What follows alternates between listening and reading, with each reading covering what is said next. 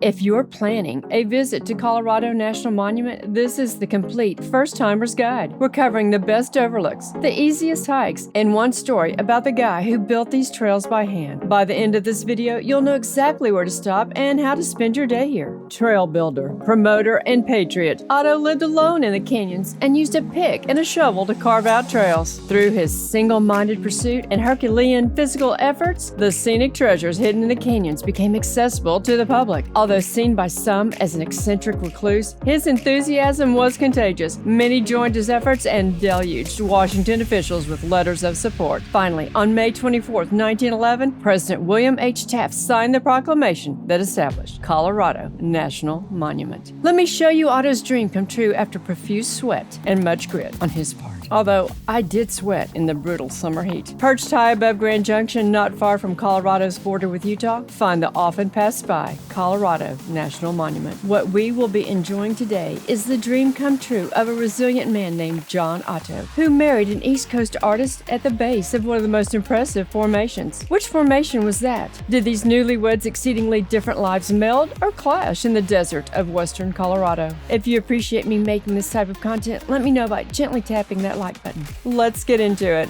We were parked in a relatively new campground near the airport and crossed through town to reach the east entrance. Park visitors approach the park from either the western or eastern entrance to take in the history, culture, and dramatic views afforded by this tremendous national monument. The conduit is the 23-mile Rimrock Drive. Because we're taking our voyage in the morning, the eastern entrance was the easy choice for the best lighting. And since I knew that park rangers climbed Independence Monument every 4th of July to place an American flag atop the formation, I asked the rangers in the booth that the flag was still there. Did you wave at the camera? Good for you. We haven't been here in 10 years. Yeah, it's been a long time. We do need a park map. Do y'all have an east entrance stamp here, or will we get it at the visitor center? No, we get it up at 19 miles up the road. Okay. There you go. And there's Thank lots you. of overlooks along the way. Thanks. Good day. All right. Thank you. Did y'all put the flag up on Independence? They did. Who? The rangers that do the climb. Yeah. Cool. Is it still there? No. Do they just take it up and pull it right down the next day, or what? I think they put it up and they... It's up for 5 days this year. It was Mesa County Sheriff's Office and Mesa County SAR and then Cool. That's awesome. Yeah, I would love to That's see cool. it. it took them like 5 hours. Wow, I was hoping the flag was still there. All right. That's cool. Y'all take care. Thank you. Hang on, because I'll be taking you to the best overlook and trail to see Independence Monument. Whether you're planning your first time to Colorado National Monument or are one of my treasured armchair travelers, welcome to the monument. Nicknamed Tour of the Moon by cyclists back in the 80s, the course of action is the 23-mile Rimrock Drive and around 20 scenic overlooks. Maybe you can keep count and put your answer in the comments. We will be keeping John Otto, who fell in love with these canyons 120 years ago, right along with us. Our first stop, we chose to walk up part of Serpent's Trail, mainly for the historicity's sake. For those with much more time, the extensive Devil's Kitchen Trail system starts on the parking area side of the street. With around 20 switchbacks, this old road was once called the crookedest road in the world. In 1961, the Serpent's Trail was converted to a hiking trail, quickly becoming a local favorite. The scenic path curves back and forth through Wingate sandstone for 1.75 miles, gaining an impressive 770 feet of elevation along the way to the upper Serpent's Trailhead, located above the east tunnel on Rimrock Drive. Well, we need a hat out here today, so if you need one, looks like somebody left one. That was nice of them. In 1912, construction began on the Serpent's Trail, the first motorized route across Colorado National Monument. John Otto, the park's first custodian, suggested the route for the road, and residents of Glade Park and Grand Junction raised the funds for its construction. The original route took travelers all the way to Glade Park and had over 50 switchbacks. When it was completed in 1921, most cars lacked fuel pumps and had to back up the steep road so that the fuel flowed to the engine by gravity. way. Oh, that's hysterical. By 1950, construction on the east hill of Rimrock Drive was completed and the Serpents Trail was closed to motorized traffic. I hope we see a bighorn sheep on this visit. I think we will. Enjoy the complex views as we travel along Rimrock Drive. I'll be chatting with you at each overlook. Here's the other end of Serpents Trail, that old roadway. It's right before the tunnel, just like the sign told us. I wonder how many times John Otto drove the Serpent. Did you notice the tunnel warning sign at the entrance? I like tunnels for the most part, but I'm not wild about the ones that pass underwater like in Boston, Houston, and Mobile, to name a few. Here's the first one.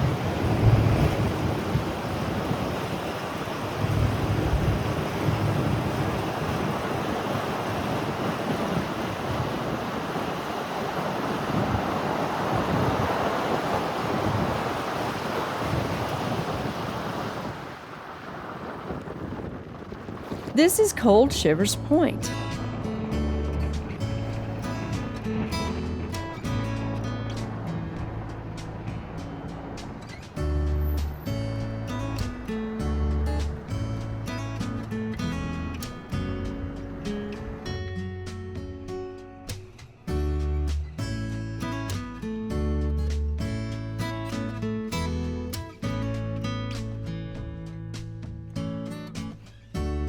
I bet this van driver had cold shivers at some point. As you can see, there are no barriers lining the cliff edge. Pay attention.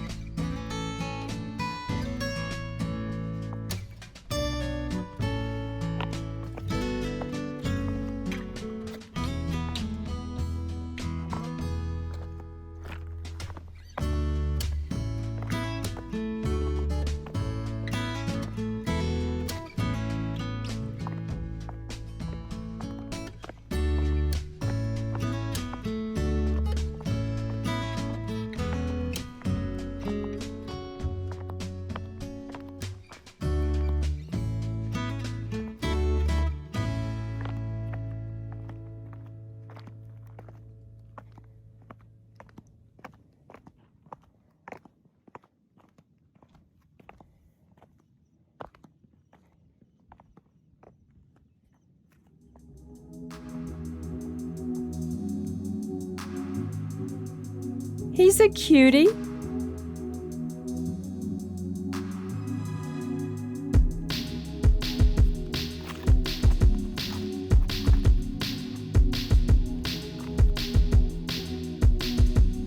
So are these guys. If for some reason you need a store, the Glade Park store is 5 miles that way.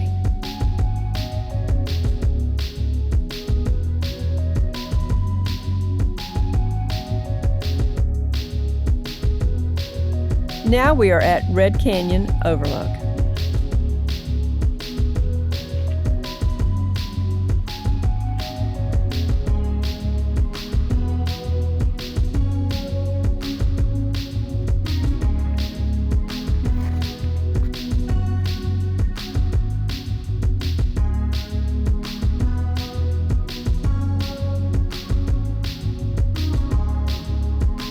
Let's take the Ute Garden Interpretive Trail.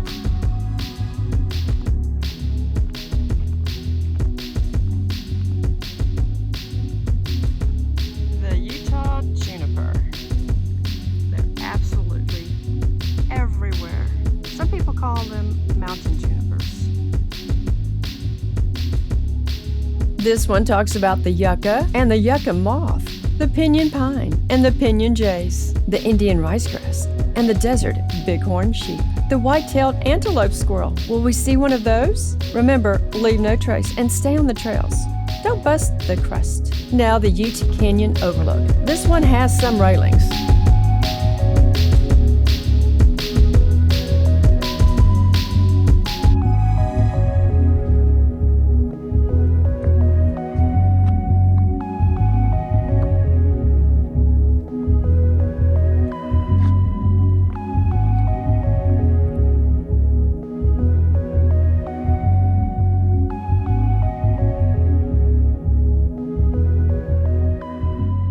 For a return visit, consider the 4-hour difficult-rated 4.3-mile Ute Canyon Trail. This trail is located near the Fallen Rock Overlook.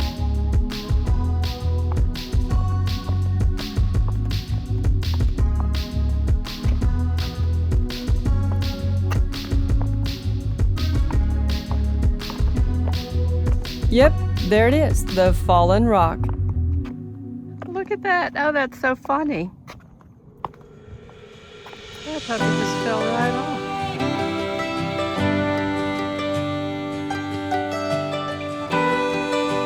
Next stop, Upper Ute Canyon View.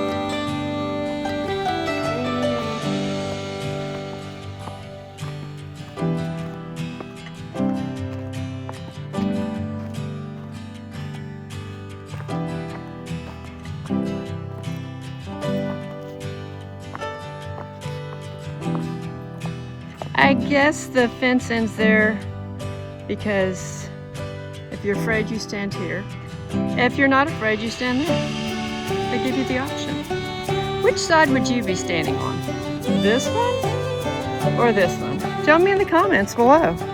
You know, I think I'm just gonna come here on the edge and hold on to the pipe. What do you think about that?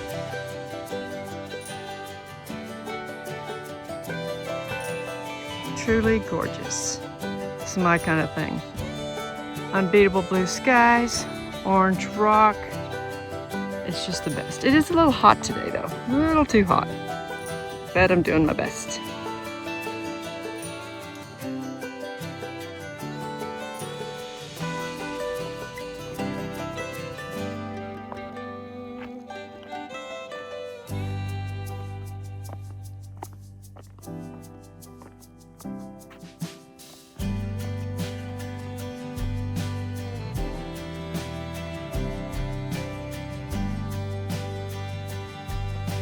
Okay, remember, stay behind me.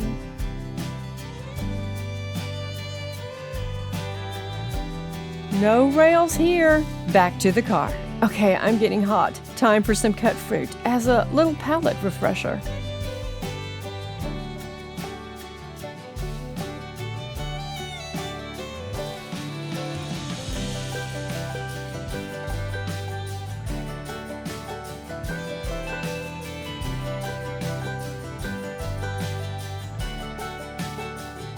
You will find restrooms at the Upper Liberty Cap Trailhead. The wind was blowing the wrong way across the toilets and it stunk.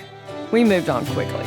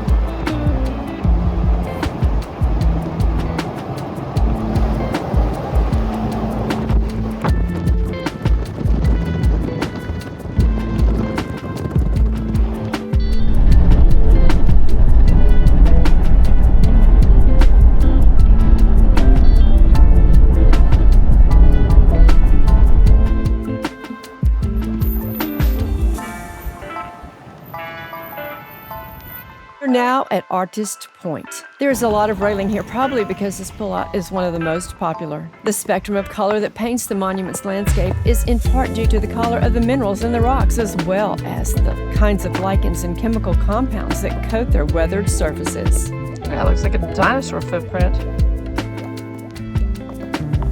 Probably not.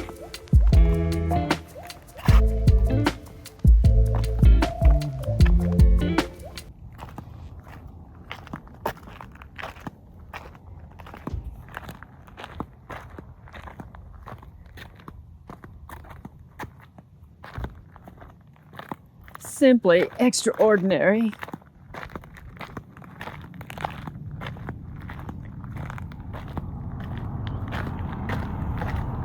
Please obey all posted signage to keep this place awesome.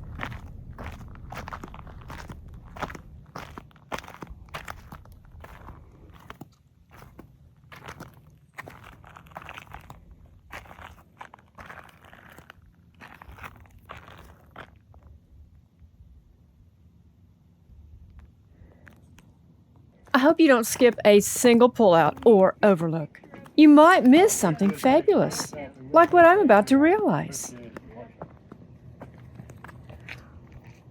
Ooh, can we get down there? Let's figure that out.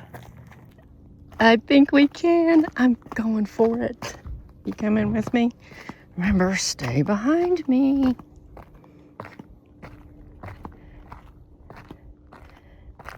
Okay.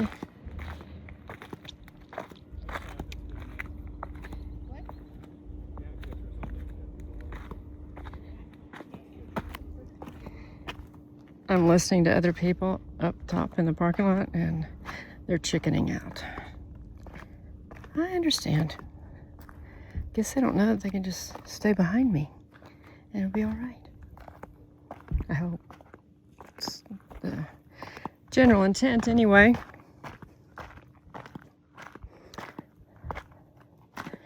Oh, this is going a ways. We gotta go all the way down there.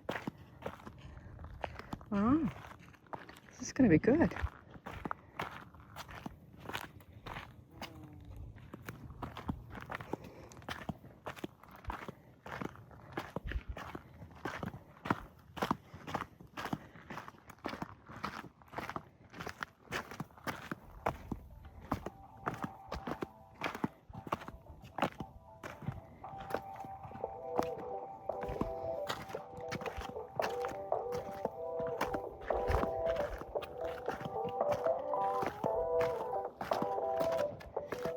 This slick rock is really making a great way to get down here.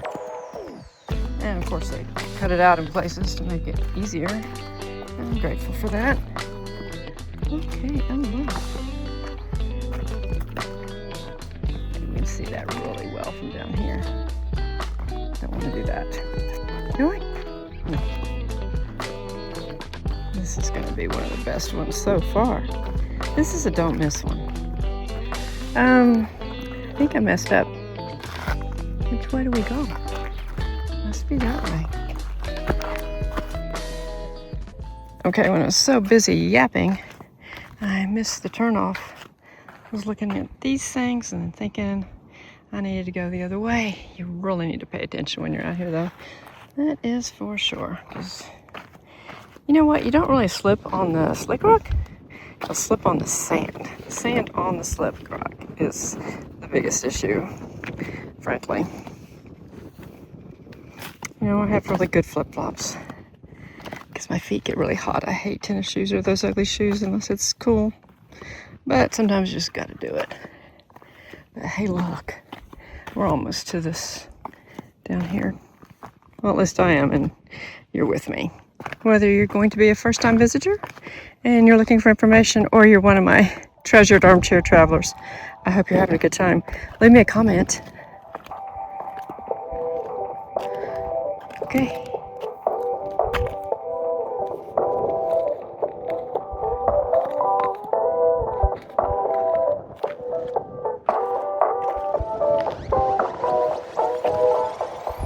Oh, look.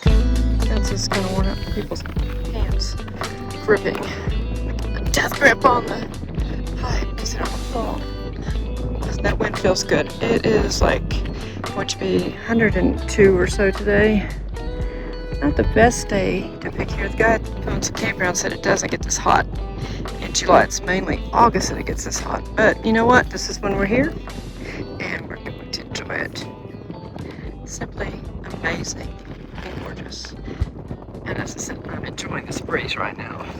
We continued on Rimrock Drive to a parking area to learn about the CCC at the trailheads. There are 3 trails to choose from at the CCC trailhead. This short trail commemorates the Civilian Conservation Corps, the 1930s Great Depression workforce that built the 23-mile Rimrock Drive with help of others such as local experienced men, and the Work Progress Administration. Using mostly picks and shovels, their workmanship is visible today as one drives through dynamic blasted tunnels and appreciates expert masonry in the stone walls and buildings throughout the park. Trail access is this way for the Upper Monument Canyon Trailhead. We will stay here for a while because we want to catch a better view of the coke ovens. The short walk to the coke ovens overlook offers an aerial view of these interesting rock formations. The massive coke ovens resemble the man-made ovens used to convert coal into coke, which was an industrial fuel from the early 20th century.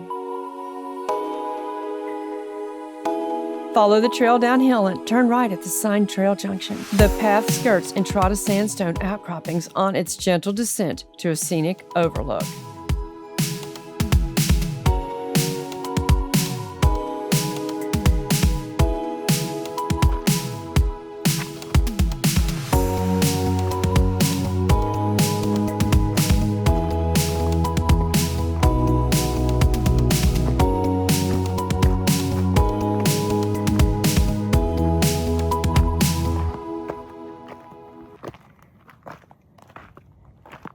Okay, it looks like we're coming up to a juncture here, and we're looking for the Coke Ovens Overlook.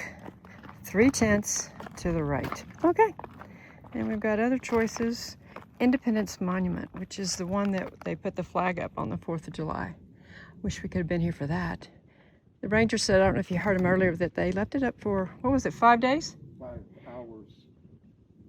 No, it took them 5 hours to get up, and I think they left it up for 5 days. I think that's how that went. All right, well, back to these switchbacks. We did bring one little disposable water. As we walk this great trail, let me tell you a little more about the CCC at this monument. In the decade when unemployment in the U.S. rose to 25%, President Franklin D. Roosevelt established the Civilian Conservation Corps between 1933 and 1942. It employed young, unmarried men who had trouble finding a job.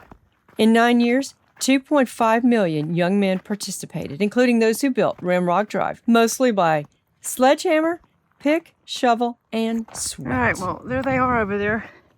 And that's going to be great if this trail takes us just kind of like right beside the tops of them. This is going to be cool. And what's even nicer is you can hear, we got a little wind that's picked up, which is helping, and a little shade from these Utah junipers and these pines, I guess they were. Nice, it's helpful. Up at 6:30 a.m., lights out at 10:30 p.m. CCC enrollees lived in on-site tent camps run by military officials. From an enrollee pay of $30 a month, $25 went to his parents. You do? Oh, super. Oh, yeah, it's right over the top of them. Oh, this is going to be terrific. And you know what else is going to be terrific? Are the views back. So be sure and hang on.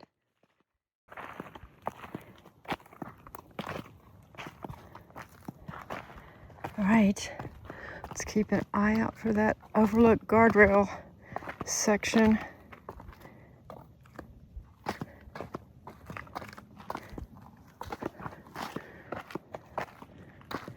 Oh, look at this tree.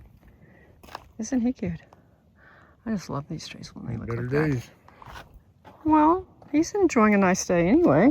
I mean, I'm not sure he knows it, but okay. Where are we going? Oh, I see a pipe. Okay, we're headed the right way. Let's see, we can go this way. We should go this way. Boy, I don't know which way we should go. I'm going to try this way. I can't see tennis shoes marks on the slick rock, but sometimes on the sand you can. And it kind of helps you figure out if you're going the right way or not. Okay, we made it to the Coke Ovens Overlook. I've been wanting to do this for years, and I finally made it. This is awesome.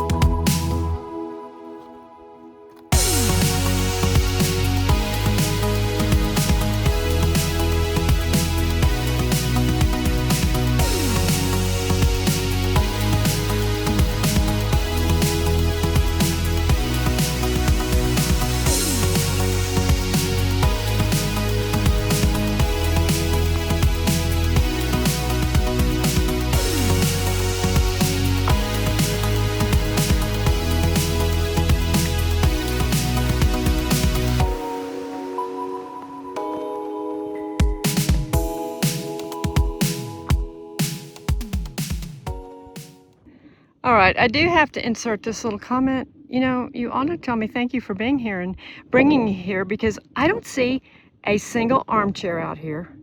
I don't see a single trucker or 18-wheel tractor, truck stop, TV, anything. Or anybody else for that matter. So, hope you're enjoying this, my armchair travelers, my trucker friends, which I truly appreciate all of you who can't take off on the brown signs that you see on the interstates. I hope I help you out when you're just maybe in that sleeper and you can kick back and go, oh, I missed that sign, but look, then Classic Road Trip went there for me. And for those of you wanting to plan a trip to Colorado National Monument, I hope this video is helping you so far.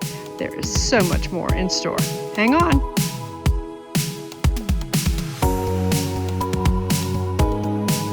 All right, heading back to the car, and I think those apples and oranges, I think frankly they woke my stomach up.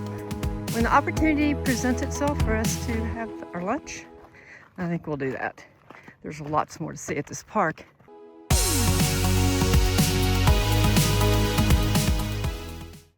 Now we'll check out these coke ovens from a little bit different direction. They call this the Overlook. Also, this is the cheating Overlook. But we're doing it anyway, right? Get a little bit different angle here. They're awesome. Totally awesome. Let's keep going. There's so much more to see, like John and Beatrice's wedding spot.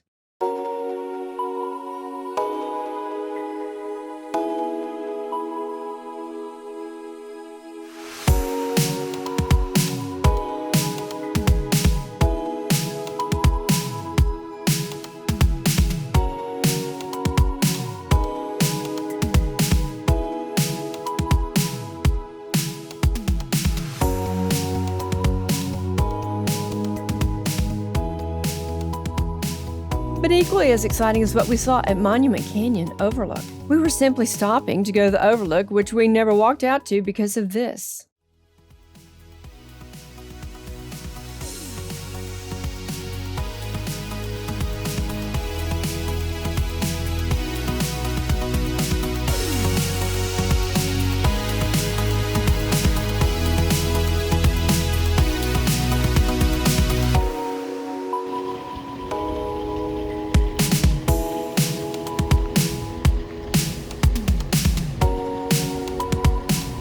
Do you know you have food stuck in your teeth?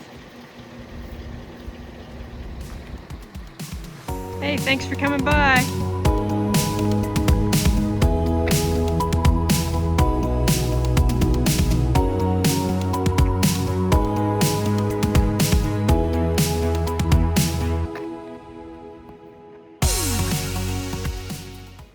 Oh, it's a baby. Your mommy's over here, or daddy. Come on. It's okay. It's okay.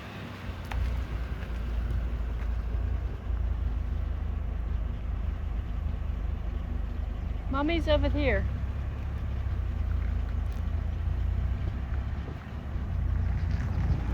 I think lunch is in order, and Grandview seems like a perfect place for our tuna and chips. Also at this Overlook is information about Half Tunnel. 23-mile Rimrock Drive was almost built entirely by using picks, shovels, and sheer muscle to remove massive rock and debris. The engineering skill of the workers can be seen today in the tunnels and stonework. With construction came a high cost in human life, however. 9 men were killed in a single accident at Half Tunnel when tons of rock suddenly fell from a cliff into their work area. 2 other men died in separate accidents. With great appreciation, Colorado National Monument remembers these men and their families. If you're not a subscriber, I'd really appreciate if you would subscribe. It really helps my channel. And plus, you'll be notified when I post more incredible videos as I travel across our phenomenal nation.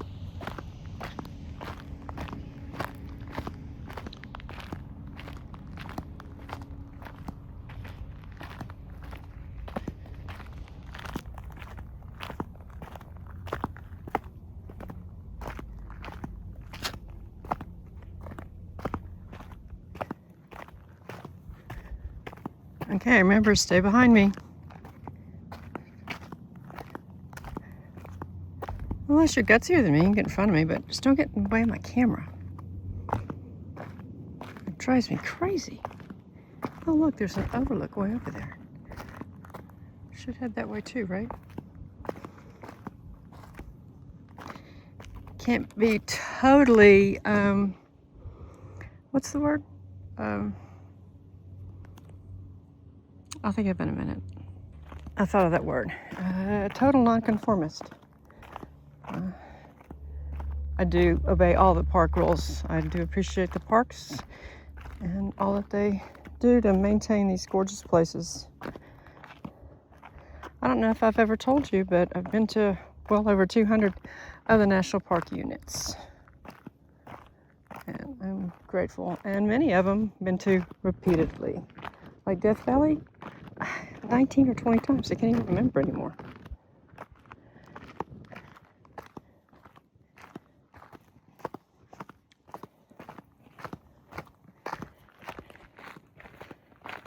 You know, you'd think in the middle of summer this place would be hopping, but it's just so hot.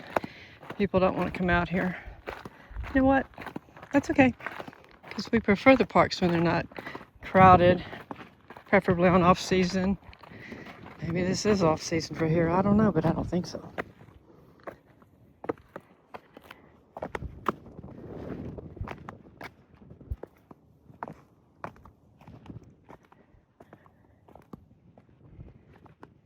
Maybe that was an eagle I saw on the road the other day. I think it is. I think it was.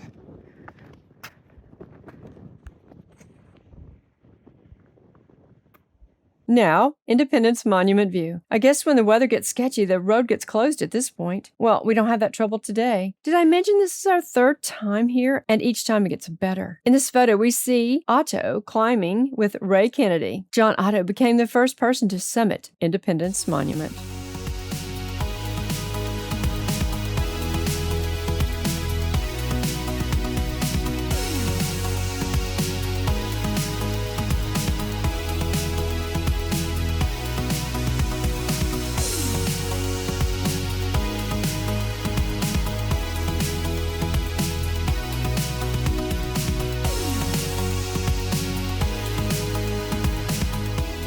Now for more on our friend John Otto, let's take Otto's trail to a terrific overlook of Independence. Otto started a tradition which continues to this day by climbing 450-foot Independence Monument to fly the American flag on July 4th. He started it in 1911. His route, shown in red, followed natural cracks and chimneys. In some locations, he drilled holes and inserted pipes to aid in the ascent. Otto's route is still used today by some climbers, although the pipes have been removed for safety. Otto's route is considered a classic. Now the story gets even better. John Otto and Beatrice Farnham were married near the base of Independence Monument in 1911. Otto's insistence on living in a tent close to his animals was reportedly one of the reasons why Beatrice didn't last more than a few weeks as his wife. You just gotta wonder why he asked her to marry him and why she accepted in the first place, right?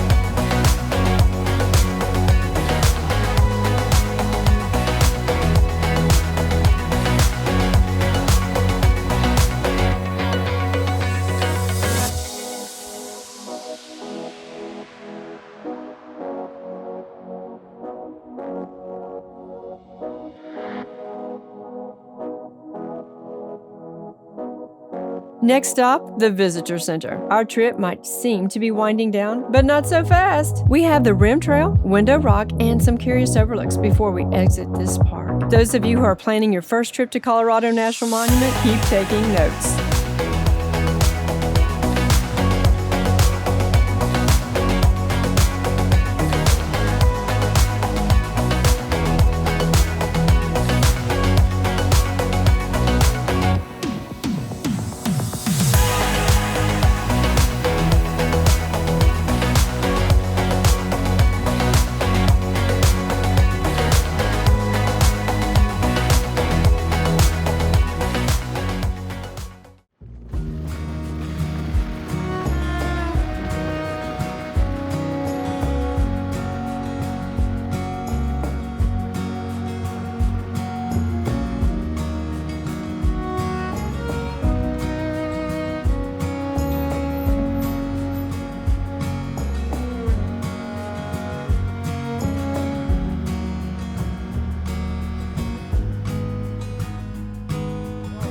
Certainly an interesting depiction of Otto. Inside, the MPS has very informative and well-done displays about the development of the monument and the work of the CCC. Rimrock Drive was completed in 1950, and this led to Serpent's Trail being closed to motor vehicles and converted to a hiking trail, which we hiked partly in the beginning of our visit. This presentation explains a little more. Remember, that's how we started on our adventure here at Colorado National Monument. This aerial view is incredible. And of course, the big focus is on Otto. John Otto envisioned a road to take motorists up and over these canyons, so he laid out the Trail of the Serpent from No Thoroughfare Canyon to the top of the Rim Rocks near Cold Shivers Point. The 9-year project was completed in 1921, and it was considered the world's crookedest road with 54 pretzel-shaped switchbacks in its 2.5 miles. The route represented Otto's unfulfilled dream to link the park road to a proposed transcontinental roadway. The idea of a road was a rallying point for local support that led to the preservation of the area as a national monument. The Trail of the Serpent is done.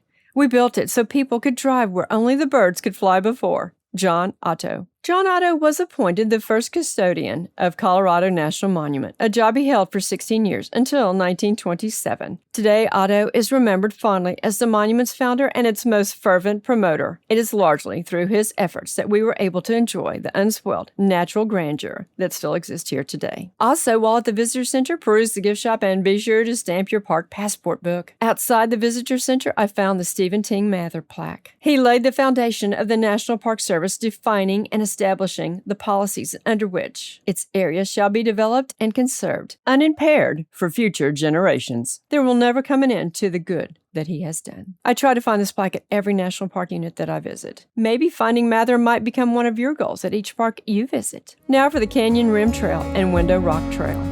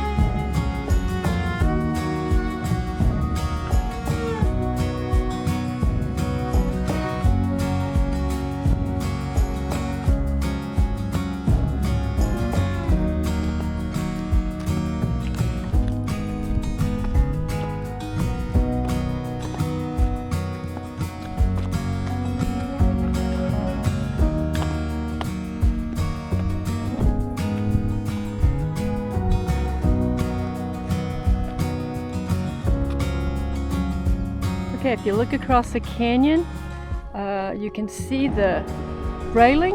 That's where we just were, at Otto's Overlook. We're just on the other side of it now. I hear voices and I'm pretty sure they're coming from over there. Wish I could spot them.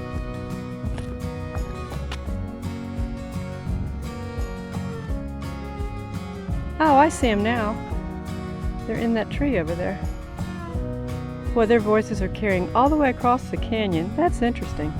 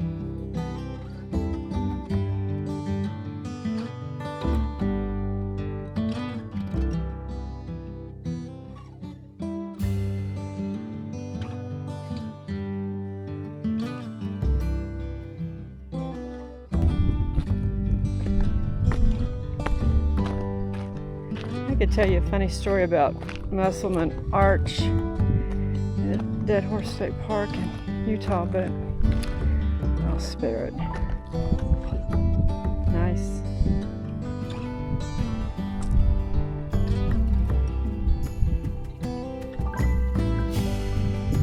Simply impressive.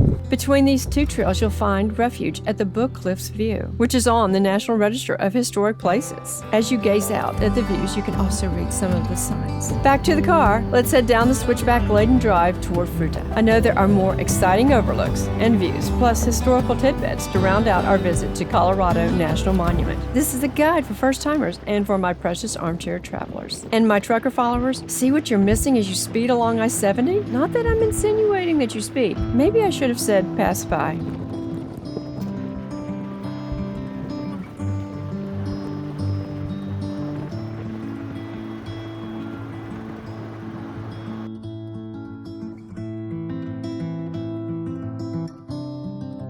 This plaque found at Fruta Canyon View is interesting. Okay, unless I'm mistaken, that's the route we'll be getting out of the park on. We're going out the west entrance. We did come in the east entrance. As I mentioned earlier, I did that just for the sun effect, and I think it worked out really, really well for us today. It's been a great trip to the monument. I hope you enjoy it when you come out here. And if you're one of my armchair travelers, I hope you enjoyed hiking with me and staying behind me. Remember, you always have to stay behind me.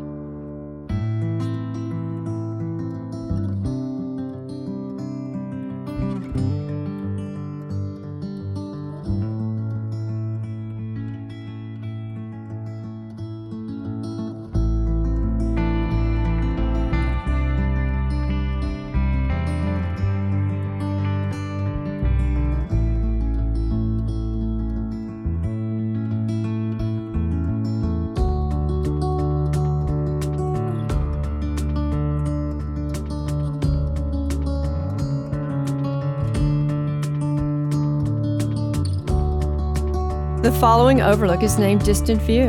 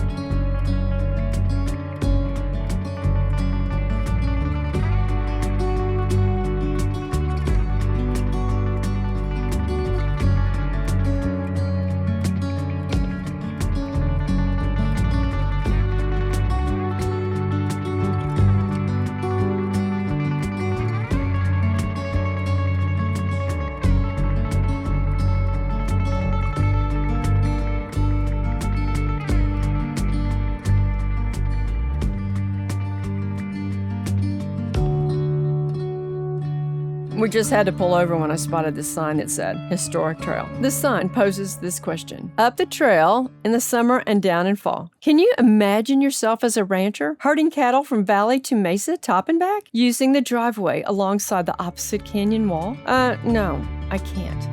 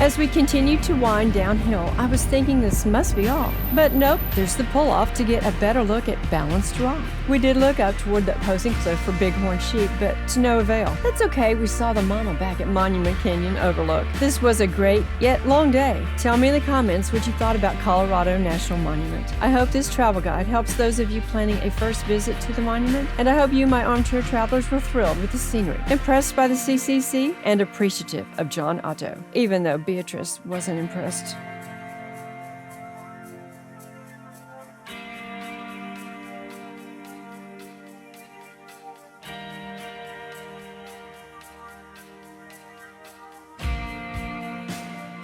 Flip-flops on the ground. Unclassic road trip. Be sure to check out my National and State Parks playlist for even more grand adventures and for a national park near you. I look forward to going to John Otto's grave in Eureka, California one day. Until our next trip,